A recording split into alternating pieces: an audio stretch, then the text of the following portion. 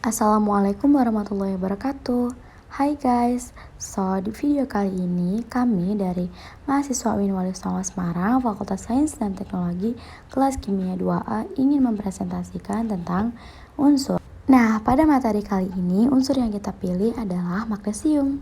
Sebelumnya, kami dari kelompok 2 tak kenal maka tak sayang, maka dari itu saya akan memperkenalkan tim saya sendiri.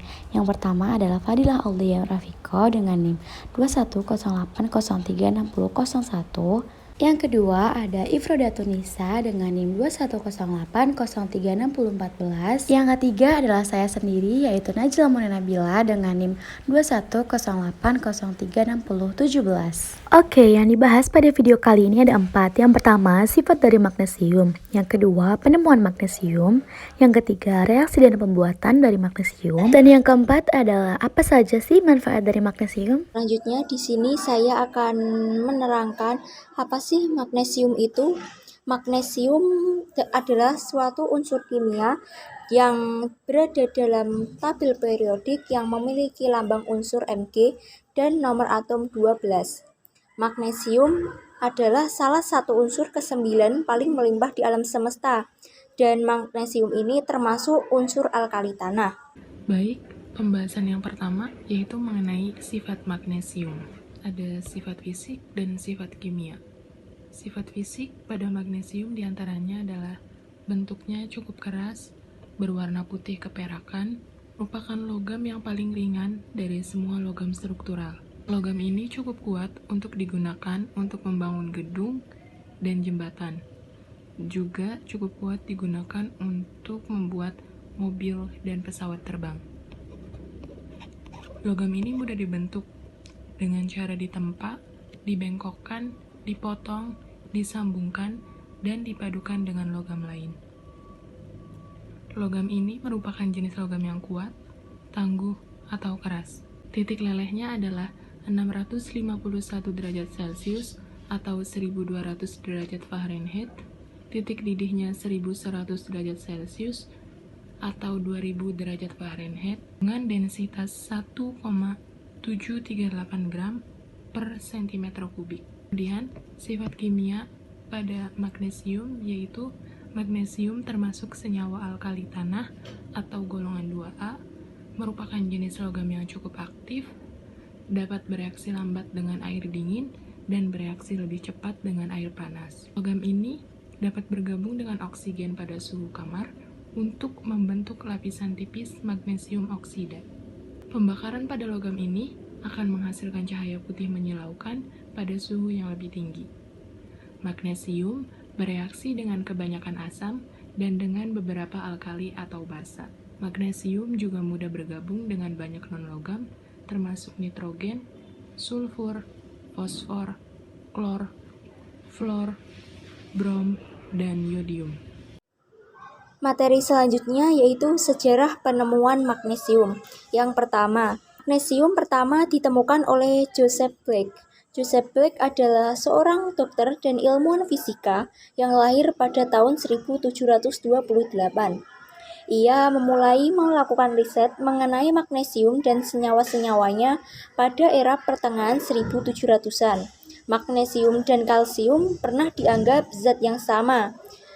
Pada tahun 1755, ahli kimia Skotlandia, Joseph Blake, menunjukkan dengan eksperimen bahwa keduanya tersebut berbeda.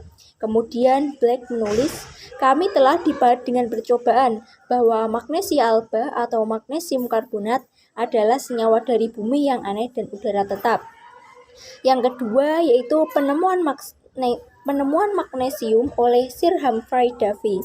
Magnesium pertama kali diisolasi oleh Sir Humphrey Davy pada tahun 1808 di London, Inggris.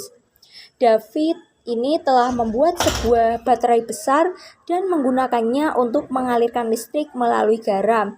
Nah, dengan melakukan itu, ia menemukan atau mengisolasi untuk pertama kalinya beberapa logam alkali dan alkali tanah. Yang terakhir yaitu pada tahun 1618, seorang petani di Epsom, Inggris, berusaha memberikan air dari sumur kepada sapi-sapi.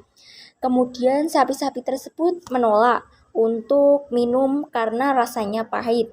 Namun, petani tersebut itu menyadari bahwa air tersebut tampaknya dapat menyembuhkan goresan dan luam. Nah, zat ini menjadi dikenal sebagai garam Epsom dan ketenarannya menyebar. Garam tersebut akhirnya dikenal sebagai magnesium sulfat terhidrasi atau MgSO4 7H2O. Selanjutnya yaitu cara pembuatan dan reaksi yang dihasilkan dari magnesium. Nah, pembuatan magnesium ini dibuat dari air laut melalui proses Dow dengan tahapan sebagai berikut. Pertama, CaO dibuat dari batu kapur atau kulit kerang melalui pemanasan. Reaksi yang terjadi, CaO3 solid menghasilkan CaO solid tambah CO2 gas. Nah, CaO ini yang akan dijadikan sebagai bahan pembuatan magnesium. Yang kedua, air laut dicampur dengan kapur CaO sehingga ion magnesium mengendap. Adapun reaksi yang terjadi, CaO solid ditambah H2O liquid menghasilkan ion Ca2+ ditambah 2 ion hidroksida. Nah, ion hidroksida ini akan bereaksi dengan ion magnesium yang akan menghasilkan endapan MgOH2 atau magnesium hidroksida. Selanjutnya, endapan magnesium hidroksida yang terbentuk tersebut disaring, kemudian direaksikan dengan asam klorida pekat. Adapun reaksi yang terjadi, MgOH2 atau magnesium hidroksida solid ditambah 2HCl aqueous menjadi MgCl2 aqueous ditambah HCl liquid.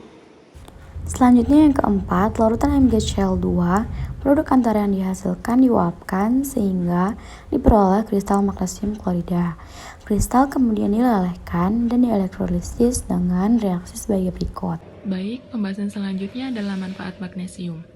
Magnesium ini memiliki manfaat di bidang kesehatan, bahan baku bangunan, serta tumbuhan.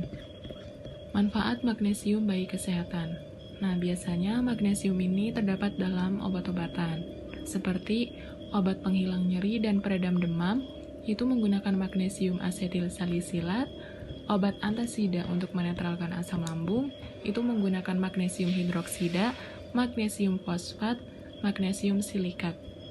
Obat pencahar untuk melonggarkan perut, atau untuk obat diet, itu biasanya menggunakan magnesium karbonat, magnesium klorida, magnesium sitrat, magnesium hidroksida, magnesium laktat, magnesium fosfat. Kemudian ada obat antiseptik untuk membunuh kuman, itu menggunakan magnesium borat, magnesium salisilat, magnesium sulfat. Yang terakhir ada obat penenang untuk membantu tidur, itu menggunakan magnesium bromida. Kemudian ada manfaat magnesium untuk bahan baku bangunan. Nah, biasanya pada produksi kaca dan keramik itu menggunakan magnesium fluoride dan magnesium oksida. Selanjutnya ada mold-proofing tekstil, itu biasanya menggunakan magnesium hexafluorosilikat. Yang terakhir ada kayu fireproofing, untuk konstruksi itu menggunakan magnesium fosfat. Nah, yang terakhir ada manfaat magnesium bagi tanaman. Yang pertama, sebagai pompa untuk membantu pergerakan unsur hara natrium, protein, dan kalium ke dalam tanaman melalui dinding sel akar. Kemudian berperan dalam metabolisme energi, protein, dan meningkatkan kadar minyak dalam biji. Yang terakhir, bahan vital pembangun klorofil tanaman yang berfungsi untuk membantu proses fotosintesis. Di sini saya akan menyampaikan sedikit tentang fakta menarik tentang magnesium. Nah, fakta-fakta ini tidak jauh erat kaitannya dengan kehidupan kita. Mungkin karena kurang kesadarannya kita, kurang ketidaktahuan kita. Nah, hal tersebut tidak kita ketahui. Yang pertama yaitu pada tanaman hijau. Pada tanaman hijau tersebut ada ion magnesium. Ion magnesium tersebut terdapat di tengah-tengah setiap molekul klorofil. Yang kedua yaitu magnesium adalah logam kedua yang paling melimpah di air laut. Terus yang ketiga, yaitu adalah salah satu dari 2 lusin elemen yang sangat penting untuk kehidupan. Magnesium tersebut tuh sangat penting dalam metabolisme manusia. Magnesium tersebut dibutuhkan lebih dari 300 reaksi biokimia. Yang ketiga yaitu kita itu pasti membutuhkan jumlah magnesium yang benar dalam makanan kita agar kita tidur bisa nyenyak. Nah, tapi jika kita terlalu tinggi atau terlalu rendah, kita bisa menderita gangguan tidur. Jadi magnesium tersebut juga harus seimbang dalam tubuh kita. Nah, sumber magnesium dalam makanan itu biasanya berasal dari sayur-sayuran yang berdaun hijau seperti biji-bijian maupun kacang polong dan buah-buahan seperti buah pisang. Baik, itu dia informasi dan materi dari unsur magnesium yang dapat kami sampaikan di video kali ini. Kurang lebihnya mohon maaf jika kami ada kesalahan dalam penyampaian informasi, materi, ataupun segala hal. Kami mohon maaf. Wassalamualaikum warahmatullahi wabarakatuh.